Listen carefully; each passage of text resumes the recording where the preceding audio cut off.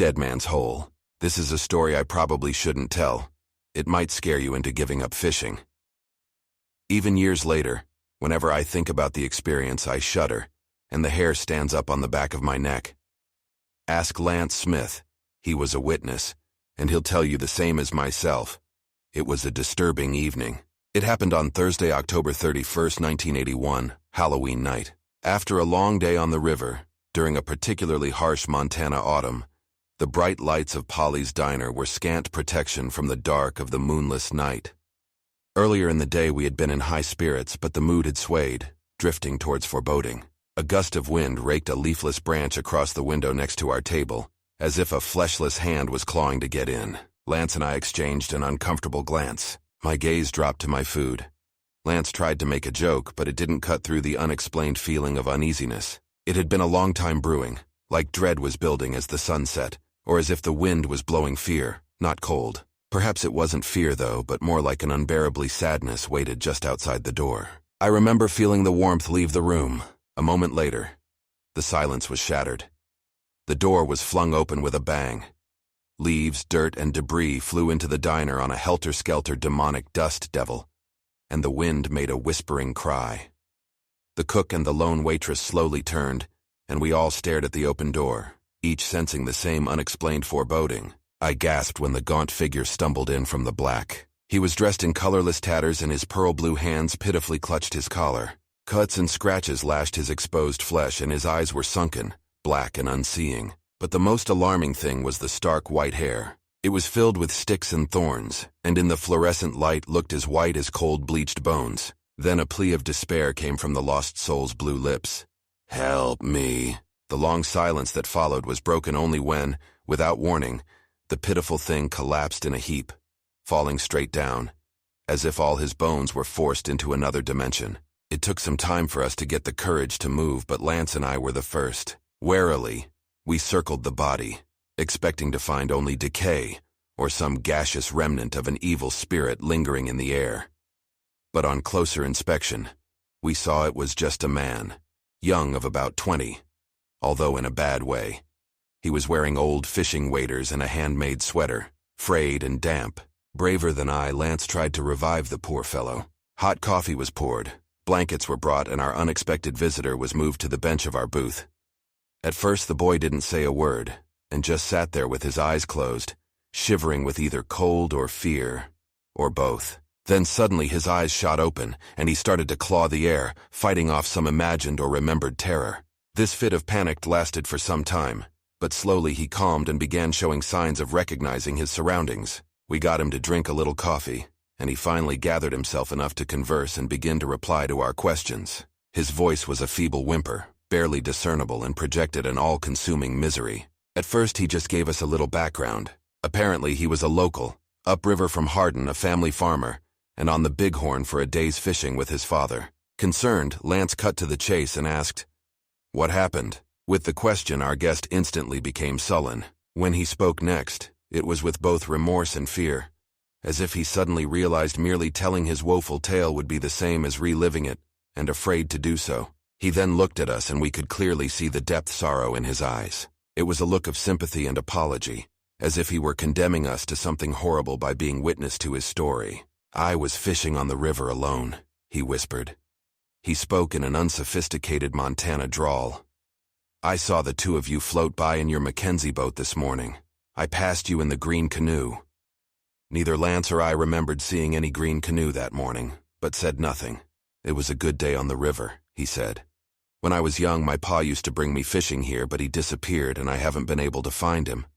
The fishing was good, so good I didn't finish till after dark. When I got back to my truck, I realized I'd left my rod case away downriver. I knew exactly where'd I left it, by the old train bridge. And I knowed also that if I wanted that old rod case, I'd have to go fetch it right then, even though it was dark. I had to do it. That old rod case was special. It had been a present from my pa. The path along the river is treacherous at night, all grown over and the banks crumbling due to the last big rain. By the time I got a mile downriver, the wind picked up. And as strange as this may sound, the further downstream I went, it seemed to get darker and colder with every step. I got lost more than once, only finding the path again when I was able to stumble my way back to the river. At the irrigation ditch, I stepped off the edge of the path before I knew the trail had ended. I fell. I hit a tree root on the way down before splashing into the icy water. It hurt something awful. My waders filled and my feet sank into the thick sediment on the bottom of the ditch. It was a terrible struggle just to get across that normally easy ford. When I crawled out on the other side, I was wet and already had the shakes from the cold, but there was nothing to do but keep going. When I got near where I left my rod case, the wind was blowing even harder, and the cold turned frightful bitter. A few icy stones of hail fell. They felt like buckshot on my face. He shivered, his eyes glazed over, his face went slack, and his skin grew even paler. He seemed suddenly gripped with fear so intense, I thought he might go into shock. When he spoke next, it was barely audible. In a break in the wind, I thought I heard a cry. Just as I got to the place where I left the rod case, lightning flashed and I saw him. He was standing in the river. The white-haired young man then paused, made a soft, sorrowful wail, and put his head in his hands, covering his eyes.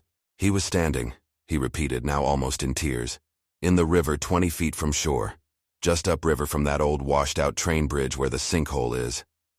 Lance and I knew the place well. There was a huge monolith of concrete, the remains of an old trestle bridge, and the river ran into it with such force that it created a whirlpool, a tornado of water, deep and deadly. The stranger murmured on. From shore, all I could see was a shadow on the water, but it looked to me as if someone was fighting a big fish near the middle of the river. The wind howled like a coyote, but I kept hearing this cry, "Help me." The river was raging all around. I called out over the wind, "Mister, are you all right?" I stepped into the river, using my rod cast to steady myself. The current was fretful strong, and I called out again. The cries for help kept coming. "Help me! Help me!" I struggled deeper into the current. The footing was slippery and the river was deeper and swifter than I thought. Step by step, I inched closer to the shadow. He stopped speaking and began sobbing, "Oh God, no, please no," over and over. It took some minutes for the poor fellow to recover. Finally regaining his composure, he whispered. When I got to within a few feet of the shadow, I could just make out it was someone fishing. Their back was to me. I remember thinking it was mighty peculiar the river was much deeper where I stood than where that stranger was standing. By then I was waist deep and the river was raging all around me. I was screaming at the guy to come towards shore. I struggled on until I was right behind him. When I reached out for the man's shoulder, the wind died. I was going to tell him it was a bad time to be out on the river. That's when he slowly turned. Instantly, the wind began to howl again, more fierce than ever. When I saw what lured me into the river, he paused, too afraid to go on. What I saw was worse than when I had to move the grave of my pet dog. No nightmare could have compared, no eyes, only patches of skin, a clump of hair on a skull, all kind of glowing like in some otherworldly mist. Then it reached for me. I screamed and stumbled backwards to get away, and lost my footing. I fell into the freezing water as the bony hands grabbed my face and neck. I knowed then I was a drowning man, killed by the one I was trying to help. I kicked and thrashed to free myself, but the arms wrapped around me like old stiff vines. We tumbled down, I gasped for air, and then I was under. The worst part was how much I wanted to scream, but no sound came from my throat. I tumbled downriver, trapped in this horrible embrace with the sound of rushing water echoing in my ears like laughter from a crowded insane asylum. When we hit the sinkhole, the current sped up. Fighting to free myself, I got one last gander at the stars and one last gulp of air before the water rushed over my head, and we began spinning, sucked into the depths. The whirlpool was strong and pulled me spiraling downward as the bony hands embraced me. I kept trying to get loose as we circled deeper and deeper, but the river there didn't seem to have a bottom.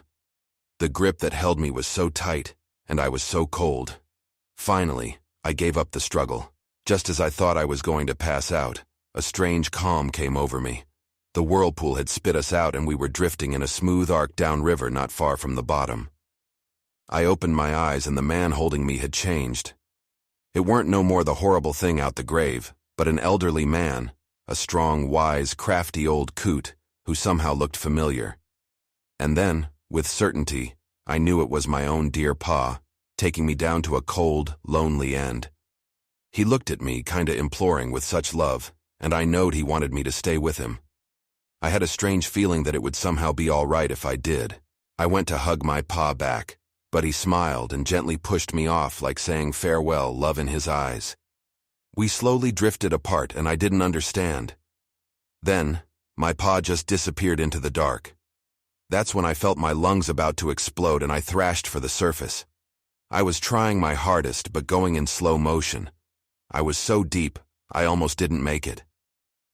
When I finally broke the surface, that first breath of air was so sweet, the best I've ever taken.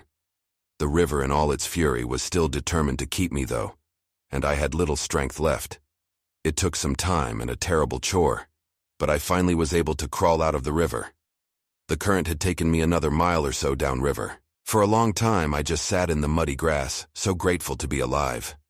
Finally, shaking with cold and fear, I got to my feet and started running. I kept on running, too afraid to even look back over my shoulder. I must have been more than a little dazed, because I remember not a bit of that long journey back. When I finally got to the truck, I expected to find my pa, but he weren't there. To my surprise, the truck was now all a rusted mess, sitting on its shanks with no tires, windows busted out, and weeds grown up all around it. I didn't understand and was dreadful confused, so I came here, followed the light, walked all the way. Lance and I just sat in uncomprehending distress. I guess I'll be going. I best find my pa. He got up, brushed at his tangled hair, and shuffled for the door. We followed, and as the poor soul reached the door, the wind banged it open once again and the hunched figure limped into the night, disappearing into the blackness 3 steps from the door. The next morning I asked about the boy and got the strangest response. No one had seen a green canoe on the river the day before, but everyone did know the legend. John Kirtle and his son had died on the river in the late autumn 20 years before to the day, drowned, as one was trying to save the other, it was supposed. Their abandoned, rusted truck still sits where they had left it, parked at the 3-mile access. Ever since the experience, I've always felt a slight unease while traveling on the river after dark. So many years later, I sometimes still think I hear the wind whisper a pleading cry on those cold, moonless autumn nights, and can't help remembering the tale of death on the river from long ago. So if you're still questioning my reliability as a storyteller about the swirling sinkhole and the river ghosts, ask if you dare, and all will point to the same spot on the Bighorn River map. It's marked Deadman's Hole.